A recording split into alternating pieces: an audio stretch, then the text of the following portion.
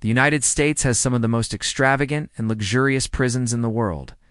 At the same time, it also houses some pretty derelict and creepy ones. One such prison is America's forgotten asylum that still operates to this day. We are going to be taking a look at an asylum that is so run down, it looks like it was designed by the makers of the Saw movie franchise. So, without further ado, let's get into it. Danville State Hospital, which is more commonly referred to as the Forgotten Asylum, is a state psychiatric hospital located just outside Danville, Virginia. The facility opened in 1914 as the Western State Hospital and was originally intended to hold up to 2,000 patients. In its heyday, the facility was the largest psychiatric hospital in the entire world. Today, though, the facility is greatly understaffed and has the appearance of a ghost town. But fear not, because when the sun goes down, it comes alive with demonic patients who stalk the halls, or so the legend goes. Danville State Hospital was built on the site of an old tobacco plantation called Scotland, and was designed by the same architect who designed the Virginia State Penitentiary. In its early years, the hospital used many of the same methods as other mental institutions across the country, including lobotomies and insulin shock therapy. However, these methods were eventually discontinued due to their questionable effectiveness and the horrific side effects they caused. During the 1950s, the hospital began to develop a reputation for being overcrowded and understaffed. This led to a number of horror stories from both patients and staff members. In one case, a patient was left unattended in a shower for several days, eventually leading to their death. In another case, a staff member was reportedly attacked and dragged into a basement by a group of patients. These horror stories only added to the asylum's already macabre reputation, and people began to avoid the place at all costs. Despite its troubled past, Danville State Hospital continued to operate. In the 1990s, the hospital began to close down as the number of patients decreased. However, it never fully closed its doors.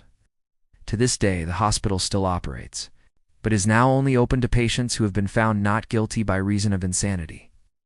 This means that the hospital is home to some of the most dangerous criminals in the country. It has been reported that some of the patients are able to roam freely around the hospital grounds, while others are kept in padded cells. There have even been reports of patients being chained up in the basement of the hospital.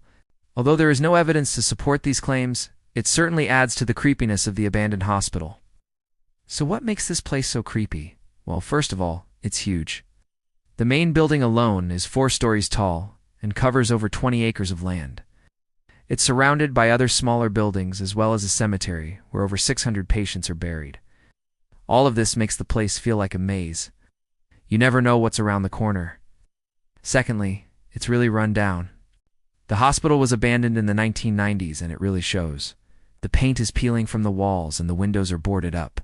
So there's graffiti everywhere, and it just feels like an abandoned place should. Finally, there's the history. The hospital is rumored to be haunted by the spirits of the patients who died there. There have been reports of shadow figures seen in the hallways, as well as disembodied voices and footsteps. Some people even claim to have seen full apparitions of former patients.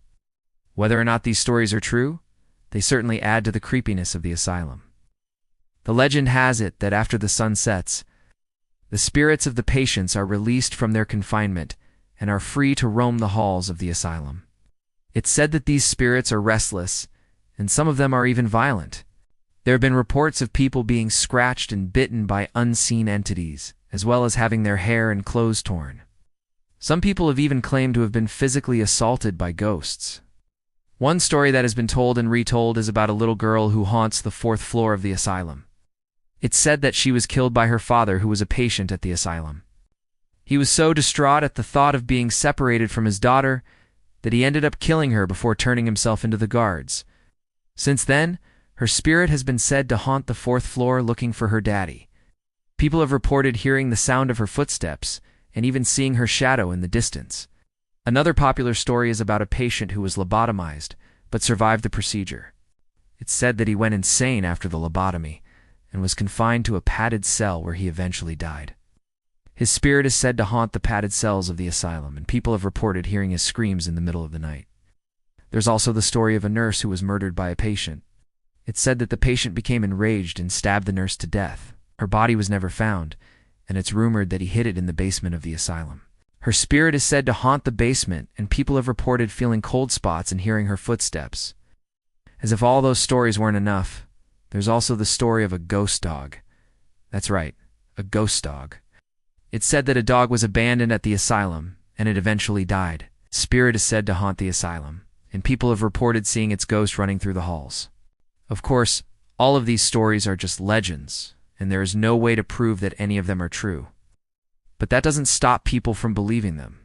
After all, the asylum is said to be haunted by the spirits of the patients who died there, and it's entirely possible that some of them haven't found peace even in death.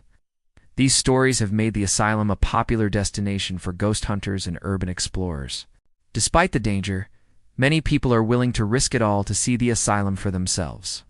After all, who doesn't want to see an abandoned asylum that's allegedly haunted by ghosts?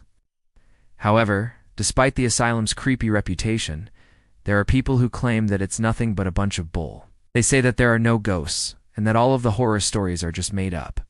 They believe that the asylum is perfectly safe, and that anyone who says otherwise is just trying to scare people away. So what do you think? Is the asylum haunted?